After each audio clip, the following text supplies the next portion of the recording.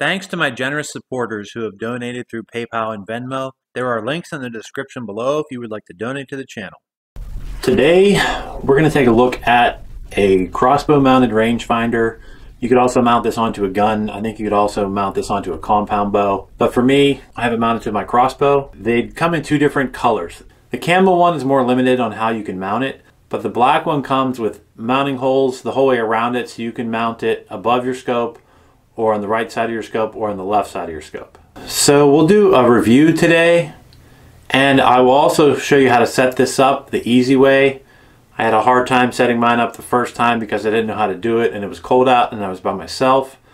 And I'll show you how to set it up with night vision equipment and also without night vision equipment. But let's get to the review first.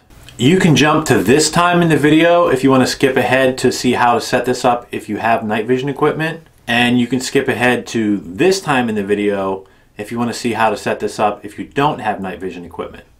So down in the description below is a link to a hunt where I missed a doe one evening, and then later on I ended up getting a doe. The reason that I missed that doe is because I didn't want to get my rangefinder back out. This was before I had the LE032 Laserworks Rangefinder. I just had the one in my pocket, and I still take my one in my pocket with me even though I have this. It's just out of habit, and just out of habit I still take my rangefinder with me.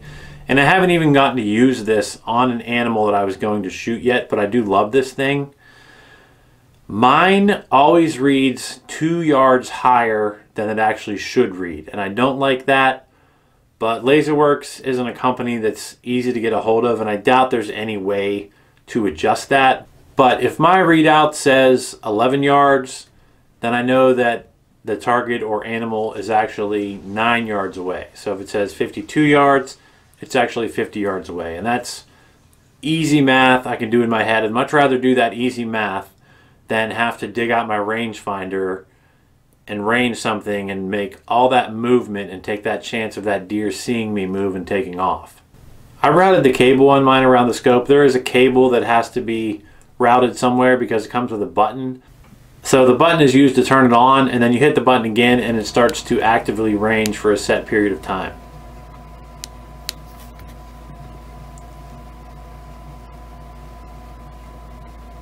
I like to set mine up out closer to my maximum shooting distance, because if you have it set up for 50 or 60 yards, as the deer gets closer to you, the deer's getting bigger and your rangefinder is still going to hit the deer. Whereas if you set it for, say, 20 yards, then as the light is going out from the rangefinder, it's going out at more of an angle, and once it gets to 60 yards, it might not be hitting that deer. If you want to look at one of these on Amazon, there is a link in the description below. Another nice thing about this rangefinder is that it goes out to 750 yards. If you're thinking about the Leupold Vendetta, that one only goes out to 75 yards. Now that's fine for hunting with archery equipment, but it's just something that you should know. And also the price. This is way less expensive than the Vendetta, and you're getting way more range than the Vendetta. So the idea of having this attached to your crossbow is you're saving steps. You don't have to get, grab your rangefinder, dig it out, range the animal, put the rangefinder away, pull your scope up. All you have to do is, pull up your crossbow. What I have to do is then take my thumb over, hit the button for about a second, it turns on, hit the button again, and then mine is over here by my left eye, so I just take my left eye, look at the range.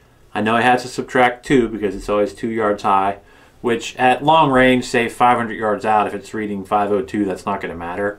But with archery, I think it matters. So I'm just moving my thumb twice, looking to the left, I have my range, and then I can shoot. Now if I go to shoot and that animal moves, I don't have to bring my crossbow down, get out the rangefinder again. I'm just going to have to move the crossbow and possibly have to move my thumb again to get an accurate range. So the idea with this, and the idea with a lot of my videos, is to get an ethical shot on your animal.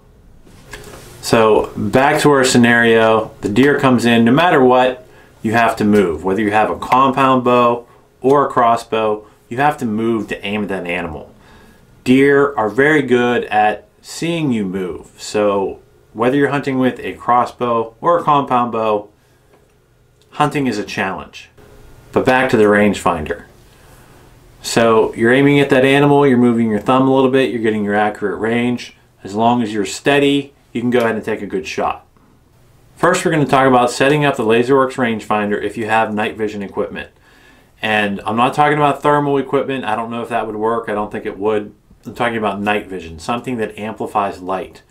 And I would think that the cheese ball one that you can get from Xbox, I think it came with one of the Call of Duty games, even something like that would probably work. So any level of quality of night vision, the night vision that amplifies light, is going to help you out a lot. Another thing that's going to help you a lot is having a helper, but you don't need a helper. Another thing that can help is something like a bog death grip, something to hold your crossbow in place, but you don't need that. You can set it on a table. If you have to set it on the ground, you can, but you might have to, you know, raise the back up and down some to get it aimed how you need it to be aimed. So to make this as easy as possible, you want to get some stuff ready ahead of time. You're going to want to put some marks on the mount for your Laserworks rangefinder, and you're also going to want to have something to aim at. When I say something to aim at, what I used was a card table, and I laid the card table on its side. So what you want is a black background. So figure out a way to get a vertical black background. I just took a card table, a junky card table, flipped it on its side, spray painted it black. So in the middle, you're going to want to have like a 5-inch circle or a 5-inch square made out of cardboard. So you have your black background. That's because you're going to see a white light through the night optics. And you have something a little bit lighter, which is cardboard color brown on there. If you do have a card table and you're laying it on its side, you might want to put some weight on the feet so the wind doesn't blow it down like mine did. I did all this by myself in the cold. It sucked, but this is the easy way to do it. So some of these Laserworks rangefinders will come with a red laser on the top, and if that thing is straight, then it's going to make the whole process way easier. But I'm going to show you how to do it if it just comes with the iron sights on the top. First thing you want to do, some of you are going to mount this beside your scope, and there's a link in the description to the mount that I bought to mount mine beside my scope. And some of you are going to mount this above your scope. So whether you have your mount on the side or on the top, that's going to change what the wheels on the mount do. So for me right now, with my mount on the side and my rangefinder beside my scope, the big wheel on my mount is going to move the aim of the rangefinder to the right and to the left. And then the little wheel that takes a flat screwdriver, on mine it's on the top, and that's going to take my rangefinder and move it up and down. So before you go out to set this thing up, to get it set where the rangefinder is looking at the same thing as the scope, you want to take and you want to mark those two wheels. So for me, like with my big wheel, when I turn my big wheel up, if that makes my rangefinder go to the right, then I'm going to find the up arrow that's on there, and I'm going to put a little R there so that I know later on when I need to move it right, I go up, and that's going to bring it right. Same thing with your little wheel. There's a smaller screw that takes a flat screwdriver. It's about 3/8 in diameter. And when I turn mine, that moves the aim of my rangefinder up and down. So you're going to want to mark that somehow. Figure out when you turn it to the right, does that go up or does that go down? If that goes to the right, put some kind of mark on there so you know when you go right, that's going to go up. That way when you're setting it up and you have to bring the aim point of the rangefinder down, you know which way to turn the wheel. Because otherwise, it's hard to look at it, look at the mechanism, and have to figure it out in your head each time. So marking these things ahead of time makes the setup way easier. So next what you're going to do is set your crossbow up on something steady, whether it's a bog or whether it's a table, somewhere steady. Get it aimed at something that's about 30 yards away. We'll start at 30 yards, but then I recommend setting it closer to your maximum range that you're ever going to shoot. For me, that would be 60 yards, so I'm probably going to set mine up at about 50 yards or 60 yards. But let's start at 30 yards. So what you want to do, get your crossbow set up, and look through your scope using your 20-yard reticle and aim your scope at something. Then you're going to go over to the rangefinder. You're not going to turn it on yet, and you're going to use those two wheels, the thumb wheel and the one that takes the flat screwdriver. You're going to look through the iron sights, and you're going to get the rangefinder set so that your iron sights on top of it are looking at the same thing that you're looking at through the crossbow scope. So don't worry if you bump the crossbow and knock it out of position. Just look back in the scope, see what you're aimed at, see where your iron sights are at, and just keep making adjustments like that until you get to where your scope is looking at the same thing as your iron sights on top of your rangefinder, and that's going to get you close. So using the iron sights on top, that gets you close. Now we're going to get this thing dialed in. The light that this thing emits, if you're talking about maybe 10 yards out, you might have like a 2-inch circle or a 2-inch square of light that it emits. When you get out to 30 yards, it's probably more like around an 8 or 9-inch square or rectangle that this thing emits, but it really doesn't matter. It works really well. I can take mine at any reasonable hunting distance and turn it on and aim it at a bird feeder. I say a bird feeder because around the bird feeder there's nothing else for this to reflect off of, so I know that the light from the rangefinder is hitting the bird feeder. Anyway, so aiming at a bird feeder at any reasonable hunting distance, every time I've ever tested this out, it's always worked perfectly. I have flown with this mounted to my crossbow. It's been on there for months, and I've never had to make any adjustments. So now what you're going to want to do is whatever your black dark background is, set it up 30 yards away from you and make sure it's facing you. And then you're going to want to have your cardboard, circle or square, about 5 or 6 inches around in the middle of that. And you're going to want to do this in the evening or at night. Sometimes when you power on your night vision optics, they're on the lowest setting, and you might have to turn them up one notch to where the infrared light will turn on, and that will turn up their sensitivity. Another possible issue, if you're not seeing the light in the night vision, maybe it's too bright outside, but I think you should be okay with that. Now you're going to get your crossbow set up nice and steady in your bog rest or on your table, on the floor, whatever. So now you're going to get your crossbow set up so that your scope is aimed at your cardboard, which is in the middle of your dark background. Next, you're going to get your night vision optics turned on, and then you're going to hit the button once on your rangefinder to turn it on, and then hit it a second time. You'll see the display pop up. It should say somewhere around 30 yards because that's where your target's at, and it's going to start actively scanning. That means it's going to be emitting a non-visible light out towards your target, but you will be able to see that visible light with your night vision optics. So you can then walk out to the target, or maybe you have a second person with the optics, and you'll see where that light is, and that's going to tell you the adjustments that you need to make. So if your light is to the left of the cardboard, then you need to adjust your rangefinder to the right until it's in line with the cardboard. If it's above the cardboard, then you need to adjust your rangefinder down until it is on the cardboard. This might take several tries, and once again, don't worry if you bump the crossbow, just look back through the scope and get it lined back up. But once you have it aimed at that cardboard, then it's completely ready to go. The only thing you want to do at that point is think about what your maximum shooting distance is with your crossbow or whatever you're setting this up on, and set it up close to your maximum range, or possibly even at your maximum range.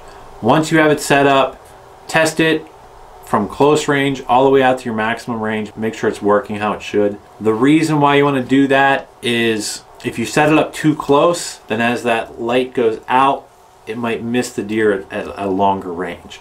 But if you set it up far, the deer's getting bigger, and it's easier for that light to hit the deer when it's closer to the rangefinder.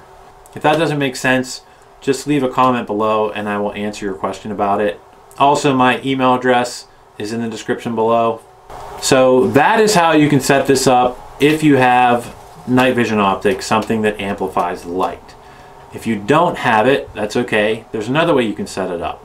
What you're going to need is something that's vertical, and that could be a 5-inch post, that could be a 2x4, it could be a small tree that doesn't have branches on it at the base. But let's just say you're going to use a 2x4. So take your 6-foot 2x4, at 3 foot, mark the middle of it. You're going to set up your 2x4 vertically 30 yards away from you. Make sure everything behind the 2x4 is at least another 20 yards back, so that you'll know when you're aimed at the 2x4 and when you're not aimed at the 2x4 with the rangefinder. Then go back to your crossbow, get it steady, and look through the scope and get the scope aimed right at the middle of the 2x4. In this first step, what we're going to be doing is we're going to be setting the right and the left on your rangefinder. So now that your scope is pointed directly at the middle of the 2x4, hit the button one time on your rangefinder, turn it on, hit it again to activate the continuous scanning, and see what your rangefinder is reading. If your rangefinder is reading 70 yards, then you know it's not aimed at the 2x4. So take a look at your wheel, whichever wheel is going to turn it right and left, and adjust it until your readout says 30 yards. Then you will know that as far as right and left, your rangefinder is aimed at your 2x4.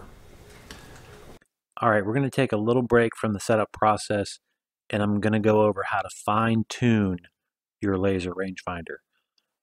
So if you're starting out with a 2x4 and you're looking at the 4-inch side of it to get it set up, then to fine-tune it, go down to the 2-inch side of the 2x4 to get it more precise. And then from there, you can go down to something smaller like a broom handle or a Swiffer handle. And the same thing is going to apply for setting your vertical up and down. Whatever you started out with, go to something that is thinner to get this thing set precisely. Be sure to check out backyardbroadheads.com for custom Raven crossbow accessories, and let's get back to the setup. Next, you're going to want to set the vertical up and down on your rangefinder, and it's going to be a very similar process. But this time, instead of a vertical 2x4, you're going to need a horizontal 2x4. And if you can get a 6-foot span where there's nothing else attached to that 2x4, that would be good. You can just use the same 2x4. You have the middle of it marked. Make sure everything behind that 2x4 is at least another 20 yards away. Go back to your crossbow, get it on a steady rest, and get it aimed exactly at the center of that 2x4. Next, you're going to hit the button on your rangefinder to turn it on, hit it again to activate the continuous scanning, and then whichever wheel on your mount is going to move your rangefinder up and down, start turning that until the readout says 30 yards. Then you will know that you're aimed at that 2x4. Now, as you're doing this, if the rangefinder stops scanning, it should still be powered on, so all you have to do is hit the button one more time. That will restart the continuous scanning, and you're going to go back to adjusting the wheel up and down until your readout says 30 yards, so that you know you're aimed at the 2x4. Don't worry if you bump the crossbow. Just look back through the scope, get it aimed again at the 2x4, and then go back to making your adjustments. Now, even if the crossbow moves every time that you try to adjust it, that's okay. Go ahead and adjust it whichever way you think it needs to go, and then look back through your scope, aim it again at the middle of the 2x4, and then see what the readout says. If it's not 30 yards yet, go ahead and make another adjustment. Even if you move the crossbow, re-aim the scope, and then look at your readout again, and you will be able to get it lined up that way. Now, once you're done, you can go back if you want, check your horizontal again. So now what you want to do is test it out. What I like to test it out on is a bird feeder, because our bird feeders are hanging from strings, so there's nothing around the bird feeder. So I know that when I'm aiming at the bird feeder with my scope, if the rangefinder is saying something like 30 yards and it's not picking up whatever's behind that, if the thing behind that is 100 yards away and I'm aiming at the bird feeder and it says 100 yards and I'm only 30 yards away, then I know it's not aimed properly. But if I'm aimed at the bird feeder and I'm about 30 yards away and it says 30 yards or 32 yards, then I know it's hitting the bird feeder. If it works good in the bird feeder and you're happy with that, check all your possible hunting distances and get it to where you're happy. I like to keep mine close to the maximum distance that I'm going to shoot. And if you're good on the bird feeder and you want to make sure try to get it even more precise, then find something smaller than a bird feeder and test it out on that. Any questions, my email is in the description below. You can also leave a comment. Don't forget to like and subscribe. And please let me know what you'd like to see in future videos.